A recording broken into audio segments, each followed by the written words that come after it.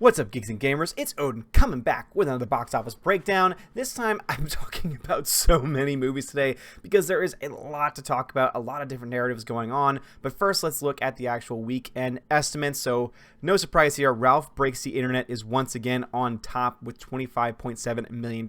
It is a weekend change of a loss around 54%, which is about right, especially since last weekend being the extended Thanksgiving break. It makes a lot of sense that it would have made a crap ton of money. And it is not making nearly as much, but still making good money nonetheless. To me, the biggest surprise on this list is not the fact that, you still have A Star is Born in the top 11.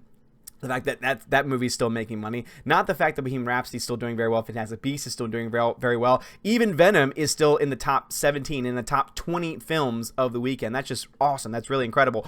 It's the fact that Dr. Seuss's The Grinch is the film that just will not go away. I mean, look, it only lost 26 theaters from last weekend, which is actually, when you look at the fact that it's still in around 4,000 theaters, this is incredible. Like, this is the film that, to me, is going to be the surprise box office smash of the holiday season, because I don't think anyone in the right mind thought, you know what's going to make a crap ton of money? A remake of The Grinch coming out in November. I don't think anyone could have predicted just how well it did, but it's still making money. It made $17.7 million this weekend. This is now the fourth week that it is out. It's been out for 4 weeks. It's been out for a month, and it outpaced new release The Possession of Hannah Grace, which is not too surprising, seeing that it's a horror film that apparently isn't really all about that much horror, but still needs to be said nonetheless. Creed 2 came in at number 3. Fantastic Beasts is still making money, $11.2 million, coming in at number 4. And then rounding out the whole list, Bohemian Rhapsody, still again making a decent amount of money. They actually added theaters for that. Creed 2, they added theaters as well. So this makes a lot of sense. The more theaters that you're out, the more likely, the bigger chance you have of making more money.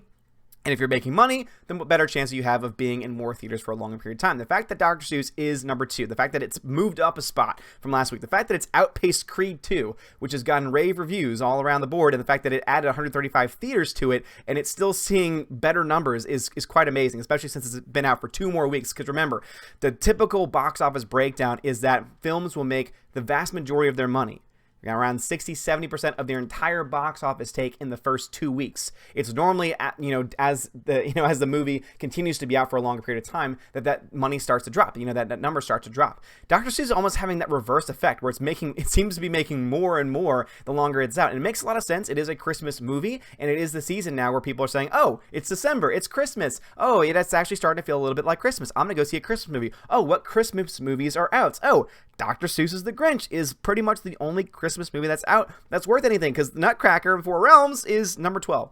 That's still not making any money, and that's definitely still going to be a huge loss to Disney. But let's actually look to the individual numbers themselves. So Ralph Breaks the Internet, as I said before, making tons of money, like making very, very successful.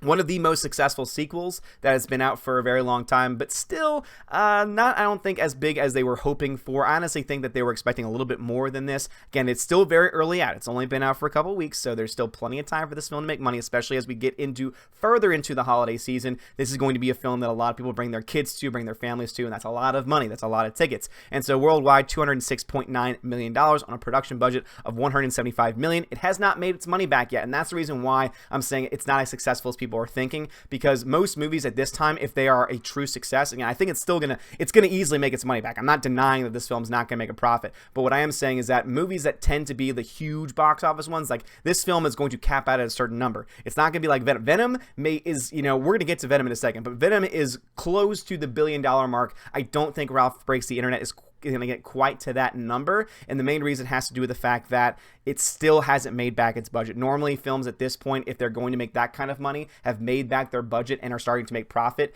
Second week, and it's still not even close to making back its production budget, because remember, production budget $175 million, you put in ad revenue, that's about half of that, and so you're looking at this film needing to make well over $250 million just to break even. And remember, it only gets 60% of the box office take, so it's not $44 million away from breaking even. It's even more than that. So this film still has a long way to go before it makes its money back. I think it is, because it is still doing well. Again, it's the number 1 movie at the box office, so I think it is going to end up making its money back. But at the end of the day, I really do think that this film is not going to be as big as people may have thought it to be. Again, it's going to be big, but it's not going to be gigantic. I don't think it's going to be even close. I don't even think it's going to reach Venom levels, which is just amazing because I don't think anyone expected Venom to do that well, but sure enough, it has. All right, Dr. Seuss's The Grinch. This is the one that will just not go away. $268 million. This thing has made so much money for Universal at this point. Again, production budget of $75 million, meaning it costs around $125 million when you take in marketing and everything. So this thing has already, made well over $100 million, like pretty much, even when you take in the fact that it only gets 60% of that box office number. This is doing well. The fact that it's still in the top 5 and it's been out for 4 weeks is very, very impressive. Again, this came out at the very beginning of November. I don't think anyone thought it was going to make this kind of money. And sure enough, I think as we continue to go through the Christmas season, even when bigger films start to come out, I think this film is still going to be in the conversation. This film could easily be a top 10 movie for a very long time. I think it has a lot to do with the fact that it's one of the few Christmas movies that's out right now, but also the advertising campaign, the ad campaign for this movie has been absolutely insane. I mean, I remember there have been trailers and there have been appearances by the Grinch coming out for the past year. So they've been promoting this film to hell, like just for the past year. And even with the film already still being out, they are still running ads for this thing in theaters. It's just absolutely crazy. It's amazing, but still very good story overall. Good job for Universal.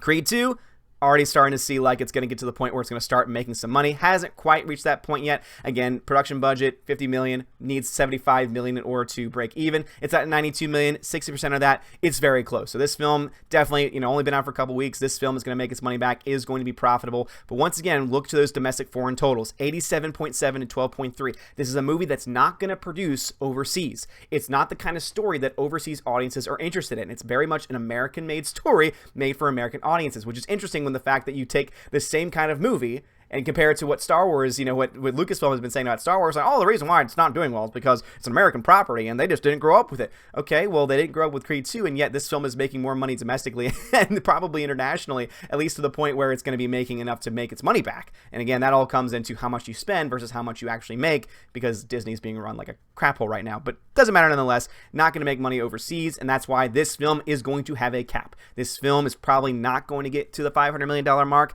maybe closer to $300 million, but you know what? For that kind of production budget, that is just fine, and it's going to make a decent amount. Now, here's the film that just won't.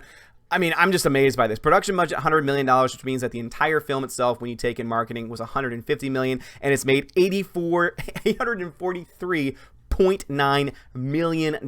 That is insane, and a lot of it has to do, again, with that foreign take. Big box office movies will always have a gigantic cut, a gigantic take from the foreign markets. This has, to the point where now this is in the top films of the year. Again, when you look to the box office breakdown itself, and even when you go to the main site, when you go to the worldwide 2018, it is already number 5 worldwide, highest grossing film behind Incredibles 2, Jurassic World 2, Black Panther, Avengers Infinity War, which is just incredible when you actually come to think about it. And again, kudos to the people over at Sony for this film, because I don't think, especially when those reviews came out from not just, mostly from the critics. Remember, the critics are the ones that hated this movie for some reason. Audiences actually liked it. And I think that, again, that positive word of mouth will always lead to better box office numbers, but also you cannot ignore that foreign total. And what's the one main reason why behind that being the case? China. Once again, China is a huge, important reason. If you don't do well in China and you're expecting to make a lot of money overseas, forget about it. I mean, look at that. $241 million overseas. That's about a third of the entire foreign domestic total. I mean, domestic total. Foreign total for the film overall. Again, it made $631 million. Again, 240 or so million of that came from China alone. Which, again, if China was not in the equation, this would be closer to $500 million, which still would be good. But again, it shows you why China is so important. That's the reason why, when you look to Star Wars, it has not been able to break into that Chinese market. It has nothing to do with diversity. It has nothing to do with any of that. It has everything to do with the fact they are not telling good stories. They're not telling good stories. They're not doing things well, and that's the reason why it's not selling in China. I mean, I'm sorry, look to Venom. Venom, I liked it. The first 30 minutes are boring, but overall, I like the film. But if you're going to tell me Venom is going to make almost $1 billion this year, I don't think it's going to quite reach that. Again, it is starting to run out of steam. It's been out since October 5th, and it's still making money. As I said, it's still in that top 10, top 15, which is still very impressive for it. But at the end of the day, it's not going to reach $1 billion, but it's going to get pretty darn close. It's going to get probably close to $900 million, which is more than what anyone possibly could have expected. Bohemian Rhapsody. So here's where we get to the battle. Remember, there was a battle in the very beginning. People said, oh my goodness, there's people out there, there's Lady Gaga fans, and they're trying to totally demolish Bohemian Rhapsody so that way A Star is Born can do better. Well, let's actually see where things are now, because now we can get a better idea about how things are actually going to match up towards the end. Bohemian Rhapsody is still making money. Again, when we look to the entire breakdown for the weekend, the entire weekend chart. Bohemian Rhapsody is number 5, A Star is Born is number 10. Now, I think a lot of people at this point were thinking to themselves that that wouldn't be the case. I think a lot of people thought that A Star is Born was going to be the film that was going to make more money the longer that it's out. But once again, we look to the fact that this is definitely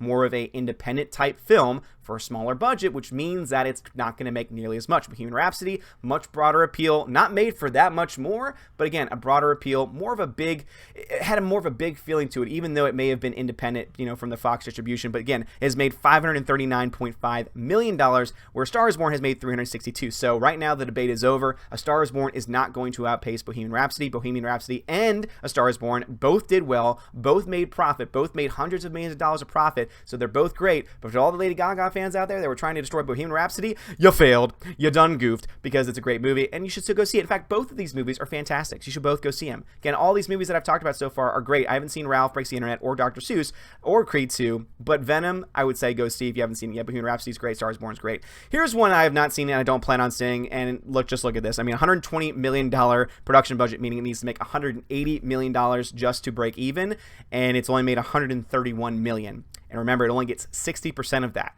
which means this film is going to lose tens of millions, maybe even $100 million when everything's said and done. So this is definitely not good. However, the more money that it makes, and I think the holiday season is going to help it out. Not much, but still is going to help it out nonetheless. I think that this film could end up not being the biggest box office bomb in Disney's history. That still goes to Solo, in my opinion, if people were actually honest with those numbers. But it's so funny how they're like, oh, Nutcracker of the Four Realms is the biggest flop. Really? Look to Solo. $200 million. Let's just not ignore that fact. And that came out this year.